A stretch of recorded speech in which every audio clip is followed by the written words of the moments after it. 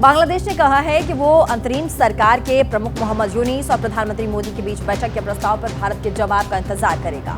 अगले हफ्ते बैंकॉक में बिम्स्टेक शिखर सम्मेलन होना है, जिसमें दोनों ही नेता शिरकत करेंगे।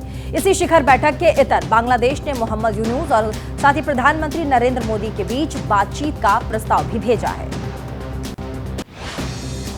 सऊदी अरब में अमेरिकी और रूस के वार्ताकारों की बैठक में अहम सहमति बनी है। ब्लैक सी में हमले रोकने के लिए रूस और यूक्रेन सहमत हो गए हैं। अमेरिका ने रूस को भरोसा दिया है कि वो वैश्विक बाजार में रूस की पहुंच को आसान बनाने में मदद करेगा।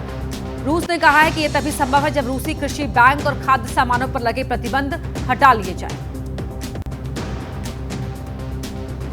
यूक्रेन के राष्ट्रपति जेलेंस्की ने रूस के साथ अमेरिका के आंशिक युद्ध विराम प्रस्ताव पर बड़ा बयान दिया है। जेलेंस्की ने कहा कि उन्हें अभी भी इस बात को लेकर के शंका है कि रूस समझौते का पालन करेगा या नहीं। आने वाले कुछ दिनों में रूस के व्यवहार से बहुत कुछ साबित हो जाएगा।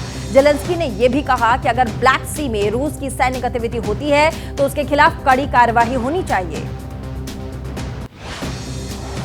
रूस के राष्ट्रपति पुतिन ने यूक्रेन के सैनिकों पर कुर्स्क क्षेत्र में जानबूझकर सांस्कृतिक स्थलों और औद्योगिक इलाकों को तबाह करने का आरोप लगाया। पुतिन ने भरोसा दिया है कि उनकी सरकार तबाह हो चुकी हर चीज को बहाल करेगी।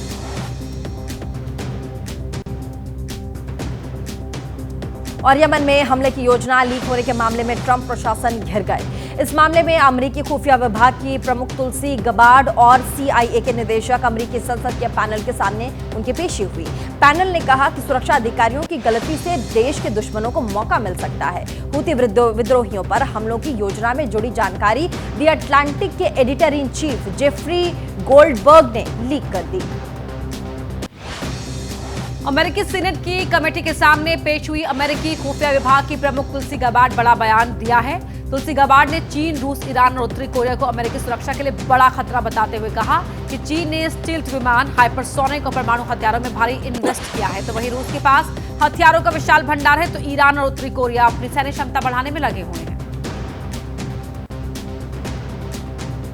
खुफिया जानकारी लीक होने पर अमेरिका के राष्ट्रपति डोनाल्ड ट्रंप ने कहा कि अमेरिका की राष्ट्रीय सुरक्षा पहले से कहीं ज्यादा मजबूत है। अमेरिकी सेना यमन पर बहुत सफल और कई हमले किए हैं।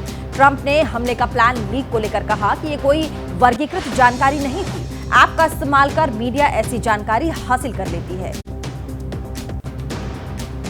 यमन में हूती विद्रोहियों पर अमेरिकी सेना के हमले जारी हैं। कल हुए हमले में 12 से ज्यादा लोगों के मारे जाने की खबर है। हूती विद्रोहियों की तरफ से जारी बयान में कहा गया कि अमेरिकी सेना ने सादा प्रांत के 2 शहरों को निशाना बनाकर 9 हवाई हमले किए। इससे पहले रविवार को सदा में एक रिहायशी इमारत को निशाना बनाया गया। इसमें 14 से अधिक लोग मारे गए।